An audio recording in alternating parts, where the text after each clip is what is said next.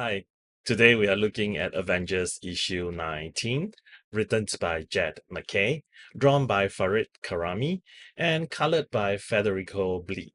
Full spoilers ahead, so you're forewarned.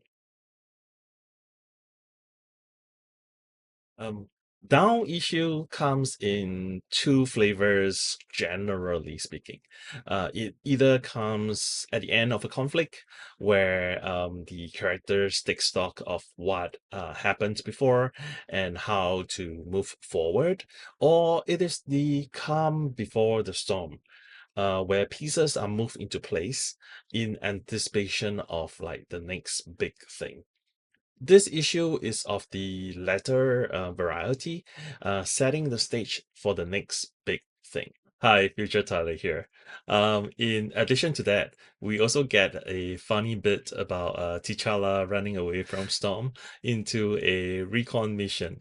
I feel like whatever is going to happen during the recon mission is the distraction that the Avengers do not need, and that is why they could not deal with Doom in the coming months. We shall see.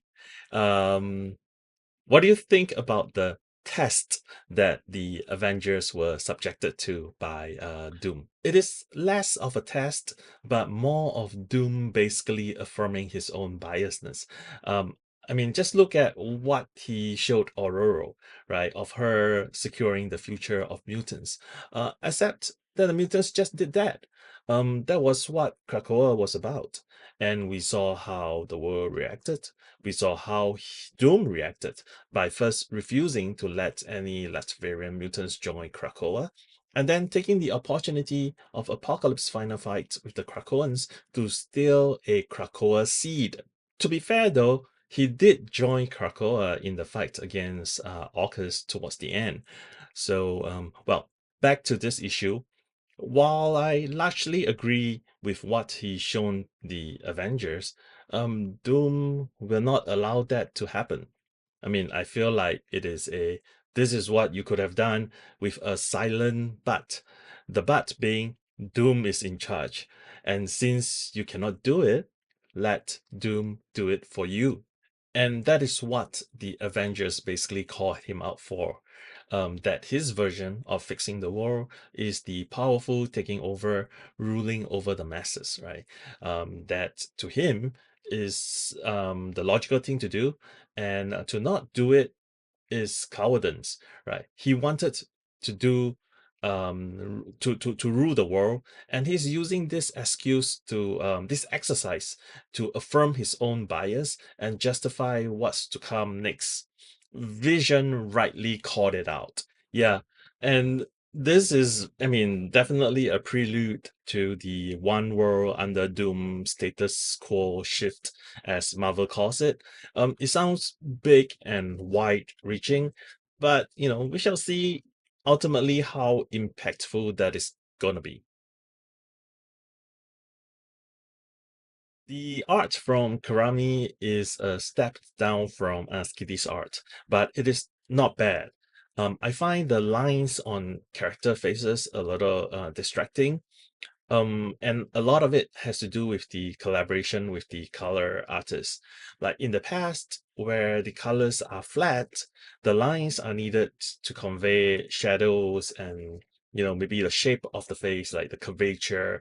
But with modern day comics, especially with the usage of a lot of very obvious shading, these lines become more of a distraction. So it is really an issue between, I think, the artist and the color artist not really coming together harmoniously. But to give credit where credit's due, Doom looks very good in this issue, especially that first scene of Doom in the holodeck or something. In fact, during the reread, I think Doom looks great in all of his appearances. I wonder if it is because Doom appeared in monotone, either green or blue, and that fights less with the lines visually speaking. There are quite a number of like group shots in this issue, some more successful than others.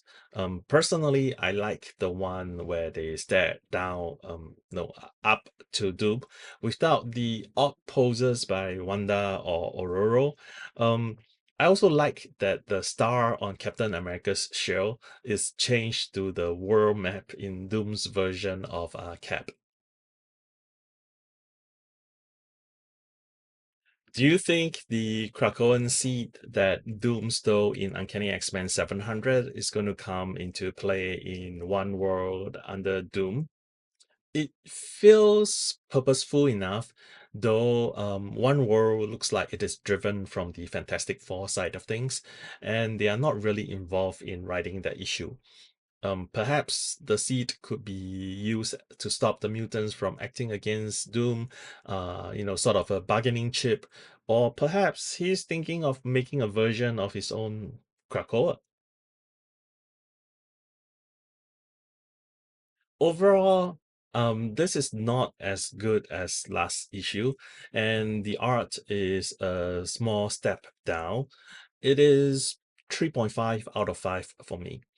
It will not necessarily be an issue where people will remember across the entire run, but I think it will be one where future issues will reference back to.